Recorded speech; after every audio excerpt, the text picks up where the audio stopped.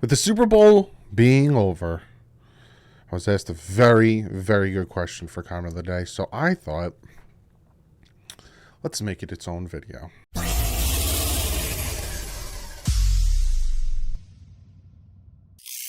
What is up, Fin fans? One of you guys asked me a very good question about the Super Bowl window, or I'm going to say Super Bowl window for the Miami Dolphins. How big is it? And essentially, if it's really big, that means that they have multiple opportunities and they have, abundant chances and yada yada to get to the Super Bowl. And if the window is very small, it means that they don't have long and they need to do things now to get to the Super Bowl. I'll give you more examples of that as we get into that. We're going to talk about that, and I want to talk about Vic Fangio. Because now that the Super Bowl is over, he's pretty much going to be the Dolphins defensive coordinator, and I want to talk about what he helped the Eagles do yesterday, because some people think that he was the reason the defense wasn't as good. You're going to be surprised. Before we jump into all that good stuff, I got to shout out a new patron, Phil Jones. Thank you so much for joining the Patreon. If you'd like to join the Patreon, is linked below. If you want to join the membership, that is the join button next to the subscribe button. I'm going to start doing live streams once a week. I'll let you guys know. Mostly probably Friday at like 8 o'clock. I'll go live for like an hour or so, hang out with you guys. But I'm going to start doing live streams, being that there's no games. I'm going to do live streams with you guys. And I think I'm going to, patrons, you're getting your own special videos that I'm going to start doing again. Members, I might do member-only live streams. I might do members and Patreon-only live streams as well. Give you guys all these great special perks because you guys are awesome. Also, we are very, very, very close to breaking 40,000 subs. We are 34 away from 40,000. So if you haven't hit that subscribe button yet, you like what you see, hit the subscribe button. But first and foremost, let's talk about yesterday. So yesterday, it was reported from Adam Schefter. I'll pop up the tweet. Not only from Adam Schefter, but it was also reported from Adam Schefter and Ian Rappaport. So I'll give you the tweet so you don't think I'm making this stuff up, because I'm also going to read an article about it to you guys like we're five. This one's from Ian Rappaport. It says, the Eagles have gotten help from an unexpected place. Vic Fangio signed a 2-week contract with Philly to help its offense prepare for Kansas City's defense. Tomorrow he'll join Miami as Dolphins defensive coordinator. And if I scroll up a scooch right here, it says Vic Fangio has not been helping the Eagles defense. Instead, he assisted the offensive staff in their self-scouting process and supplied knowledge of Chiefs defense that he faced twice a year while he was the head coach of the Broncos.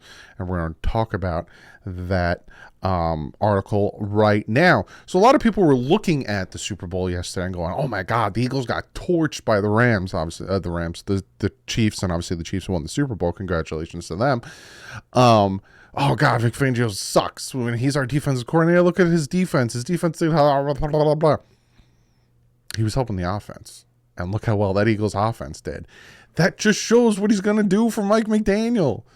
Because Mike McDaniel, we're going to be facing the Eagles. We're going to be facing the Chiefs. We're going to be facing some of these teams. So not only is he going to help the defense stop some of these offenses, but he's going to go to Mike McDaniel and be like, look, this is what you're going to look for when you're facing the Chiefs. So this is what you're going to look for when you're facing the Eagles, because they're running my defense. Well, the Eagles are.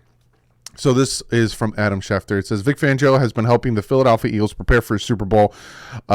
Before he began his new job as the defensive coordinator of the Miami Dolphins, Fangio signed a 2-week contract with the Eagles after Philly beat the 49ers in NFC Championship game league source, and that's why it couldn't become official.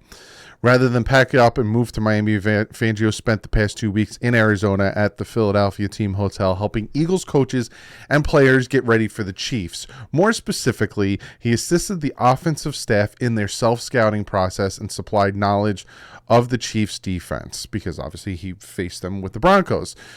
Since he is contractually tied to the Philadelphia during this period, the 64-year-old Fangio would receive a Super Bowl ring if the Eagles beat the Chiefs on Sunday. Unfortunately, he did not. The Eagles had approached Fangio earlier in the year about consulting role, but he chose to keep his schedule flexible to enjoy the time away from the game.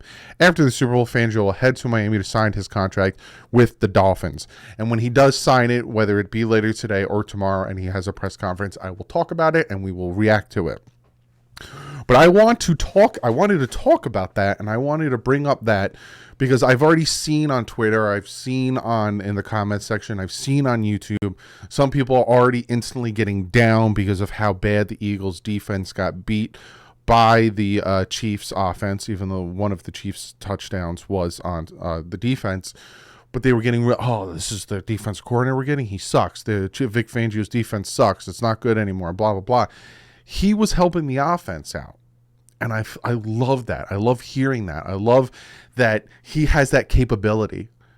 Like, hey, Mike, just so you know, we're about to face the Broncos this week, and this is what they're going to be running, and you should look for this, and you should do this and this and that. Because look at how well the Eagles offense did against that San Francisco, the Kansas City Chiefs defense. So that is I was very happy to read that. I was like, oh my goodness, Vic Fangio, you beautiful SOB. So I wanted to talk about that. And the other thing I want to talk about is essentially comment of the day. It comes from God's Child. And he says, hey boss, my comment of the day, do you believe we have a Super Bowl window with this team and staff, or are we still a few pieces away from competing with the elites? You have to factor in injuries with your answer because we've learned the hard way. That's part of the game. Thanks, bud. Well, thank you, God's Child, for such a good comment of the day because it's a video. I made it into its own video. How big is the Miami Dolphins Super Bowl window? And I'm going to talk about it, and then I'm going to answer it. So you look at it, right? We have last year rookie head coach. He goes 9-9. He goes 500. We lose to the wild card game, even though we played our butts off in that wild card game. He made mistakes throughout the year. Again, he's a rookie head coach.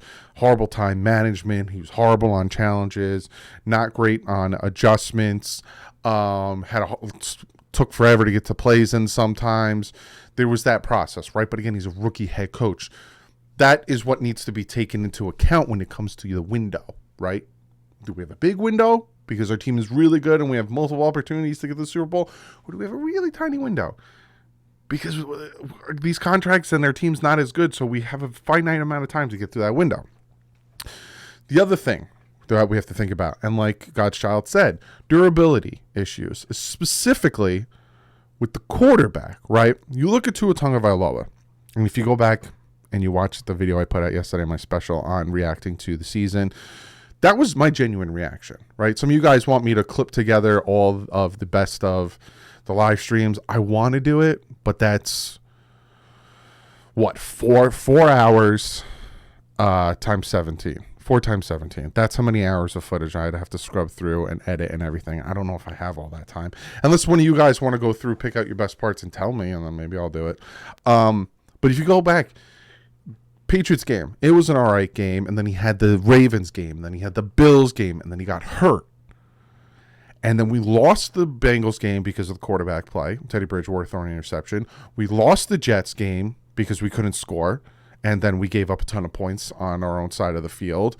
We lost the Vikings game because of quarterback play, in my opinion. You forced them to punt the ball 10 times, and you can't score. You can't move the ball down the field when Teddy Bridgewater comes in because our quarterback's going to stay healthy. Then Tua comes back in when we win. Then we lose 2 more games because of quarterback play.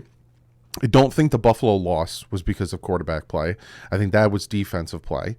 Then we lose to the Green Bay Packers in the second half because of quarterback play. Tua apparently was concussed. Then we lose to the Patriots because of quarterback play. We beat the Jets even though the quarterback play wasn't good. Thank God for our defense and how abysmal the Jets offense was. And then that wild card game.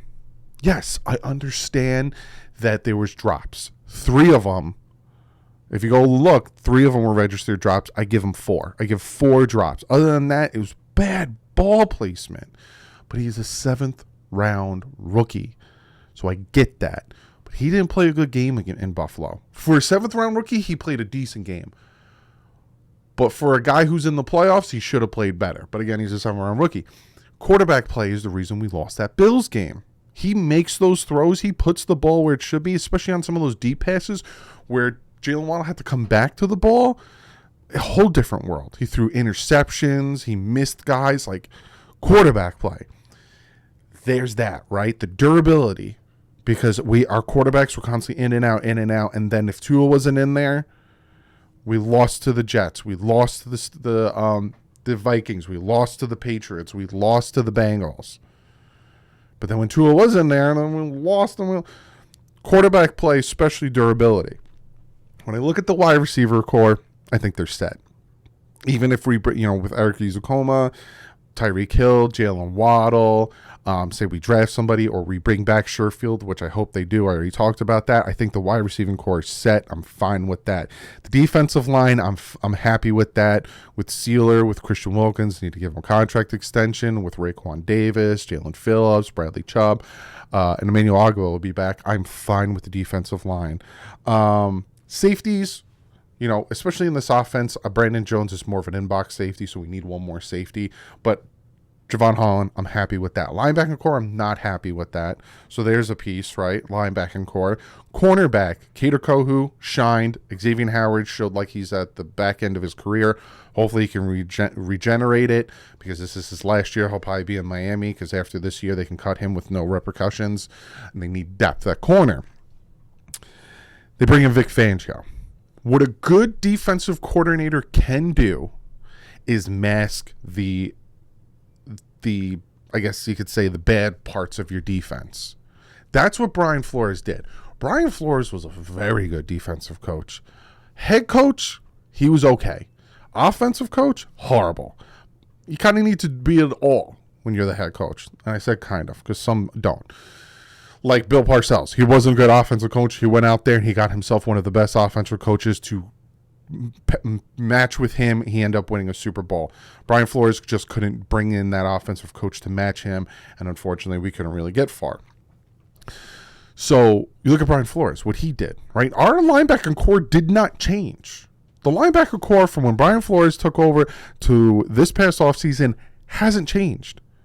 But the defense was really good at some points. We were getting sacks. We were getting pressure. We still had a hard time stopping the run. I'll say that was the biggest thing. The biggest jump we had this year was stopping the run. But the linebacker core never changed. Brian Flores was a good defensive coordinator because he had the ability to mask the weakness of your defense. Can Vic Fangio do that? He has shown that he can produce top 10, top 5 defenses multiple times. His last stint as a defensive coordinator in 2018 with the Chicago Bears, he had the number 1 defense. He had like 50-something sacks, and he had like 20-something interceptions with that defense, number 1 in turnovers. Very good defense coordinator. Can he mask the ineptitude of some of the defense? If he can, then all of a sudden that helps. When I look at the window, Super Bowl opportunity for this team, it comes down, my opinion, it comes down to the offensive line. 2 out of the 5 positions on the Dolphins offensive line is set. I think Connor Williams will do fantastic staying at center. His snapping still scares the crap out of me. It's still all over the place, but a second year should help. And I think to his right, Robert Hunt, I think you're set. You need the tackles. Armstead is going to be good. I think hopefully he can get healthy and he can play more than however many games he played last year, but you need some depth behind him. You need a left guard. You need a right tackle. But when I hyper-focus on it, right, because that's where, to me, the run game disappears. Because we do need a legit running back, but the offensive line struggle, 22nd ranked, and there's other things. That's where the run game. To me, the biggest thing that I can narrow down on that was the problem was quarterback. Outside of those 7 games, I'd say about 7 games, where Tua was just, I'd say 6 games. Tua was either elite or he was good. Because he was elite against the Ravens in the second half. He was elite against the Bears, the Lions, the Browns. And then he was very good against the Bills twice.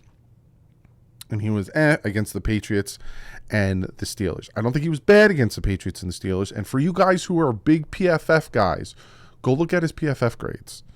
They surprised, especially the Bengals. He got a high PFF grade for the Bengals game. I don't think he should have because he threw the stupid interception. Quarterback play. It all comes down to quarterback play. Tua can't stay on the field, injured multiple times, missing 6 games, including the playoffs. And then the people coming in for him just couldn't do it. Either a 7th-round pick or getting injured or just not good enough. To me, the Miami Dolphins Super Bowl window is all about the quarterback. That's how you can judge how big that window is the quarterback. Can Tua stay healthy? Are the Dolphins going to bring in somebody that is good enough that if Tua can't stay healthy, because we already know, unless they lie to our face, which it's a possibility they lie to our face, we already know that they said that Tua is going to be the starter next year. Again, they can lie right to our face. But like in my world, and I'll talk about this when I talk about free agent targets, I would love to go after Derek Carr. I would like if I had it my way and Derek Carr's like, oh, I'd love to come compete in Miami. I'd go out and get Derek Carr. I'd have him compete with Tua. And you have a great tandem. God forbid Tua does get injured. You know what I'm saying? Then you got Derek Carr. Or if Derek Carr's the better quarterback out of the two and he beats him in camp, you start him. And then you have a very good backup in Tua Tagovailoa. That's what I'm doing. Because I want to win. I want a Super Bowl. And to me, when I look at the team, the only one glaring spot is the quarterback. Because the games we've lost this year is because of the quarterback play. We lost to the Bengals because of the quarterback, the Jets because of the quarterback, the Vikings because of the quarterback, the 49ers, the Chargers, the Packers, the Patriots, the Bills in the playoffs because of the quarterback play. That is the only glaring need. So, judging the Dolphins Super Bowl window, also you have to take in consideration of contracts, right? Xavier Howard's going to be, he's not going to be on the team next year. We're not going to have Byron this year.